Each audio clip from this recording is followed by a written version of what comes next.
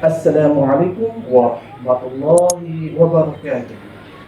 Selamat datang ke channel Ustaz Rosmadi. Santai tapi sampai. Apa khabar semua? Ustaz doakan agar semuanya berada dalam keadaan yang sehat sejahtera serta dilindungi oleh Allah Subhanahu wa Ta'ala. Hari ini Ustaz ingin berkongsi ilmu di bidang akidah di bawah tajuk beriman kepada kitab. Ya adik-adik, pembelajaran kita hari ini mengenai pertama, pengertian dan hukum beriman kepada kitab. Kedua, nama-nama kitab dan rasul yang menerimanya. Baiklah, mari kita lihat pengertian kitab Allah. Mari kita baca sama-sama. Kitab Allah ialah kalam Allah yang diwahyukan kepada para nabi dan rasul, mengandungi syariat dan petunjuk buat manusia. Apa pula maksud beriman kepada kitab? Beriman kepada kitab ialah percaya dan yakin bahawa kitab itu daripada Allah dan mengakui kebenaran isi kandungannya. Adik-adik nak tahu tak apa akan berlaku pada orang yang tidak beriman kepada kitab Allah?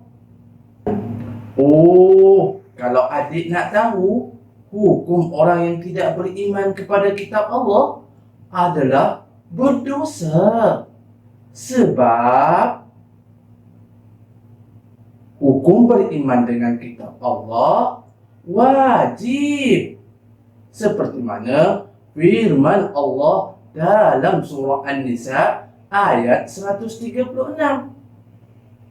Adik-adik dengar ya, Ustaz baca. A'udzu billahi minasy syaithanir rajim.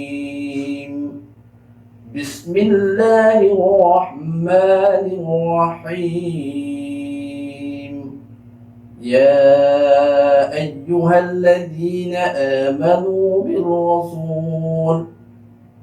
يا أيها الذين آمنوا بالله ورسوله والكتاب الذي نزل على رسوله والكتاب الذي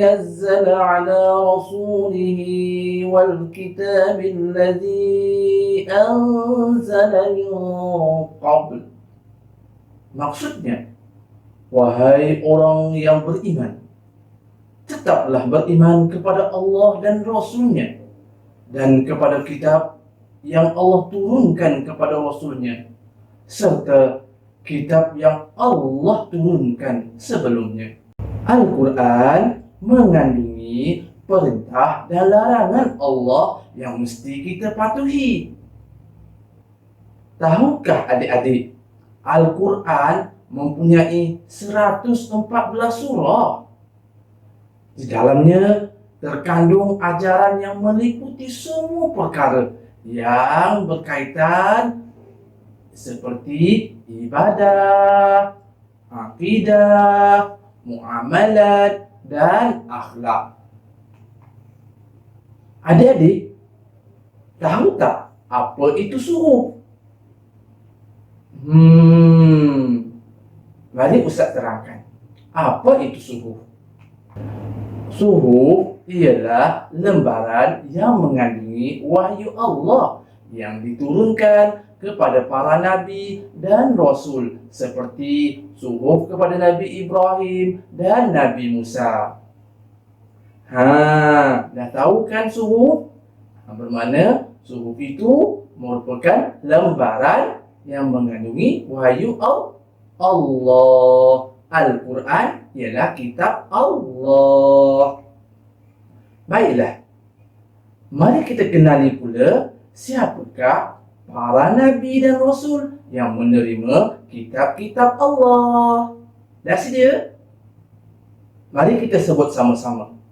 Pertama, kitab Zabur kepada Nabi Daud alaihi salam. Kedua, kitab Taurat kepada Nabi Musa alaihi salam. Ketiga, kitab Injil diturunkan kepada Nabi Isa alaihi salam. Dan kitab Allah yang terakhir diturunkan buat umat akhir zaman ialah kitab Al-Quran kepada Nabi Muhammad sallallahu alaihi wasallam. Adik-adik, jom kita bina ayat agar kita cepat ingat nama kitab dan nama Nabi. Jom.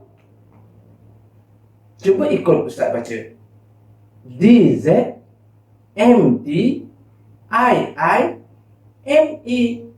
Apa itu DZ? DZ Daud Zabur. MT Musa Taurat. II Isa Injil. MA Muhammad Al-Quran. Senang kan? DZMTIIME. Ustaz nak bagi satu lagi formula supaya cepat ingat. Kita bina ayat. Dah sedia? Okey, cuba ikut Ustaz baca. Datuk Zam makan gulai tempoyak, ikan patin, ingat mak ayah. Itu ayat dia. Datuk Zam makan gulai tempoyak, ingat patin, ingat mak ayah. Apa dia itu? Datuk Zam maksudnya Daud Zabur. Makan gulai tempoyak, Musa Taurat. Ikan patin, ingat Isa Injil Isa. Mak ayah Muhammad Al-Quran. Alhamdulillah, Ustaz berharap dengan perkongsian formula yang Ustaz berikan tadi dapat membantu adik-adik mengingat dengan lebih berkesan nama Nabi dan nama kitab. Mudah-mudahan adik semua berada di bawah lindungan Allah Subhanahu wa taala, dan Ustaz berharap agar kita semua diberikan kekuatan dan istiqamah dalam membaca Al-Quran. InsyaAllah sehingga berjumpa lagi di dalam rancangan bersama Ustaz Rosmadi.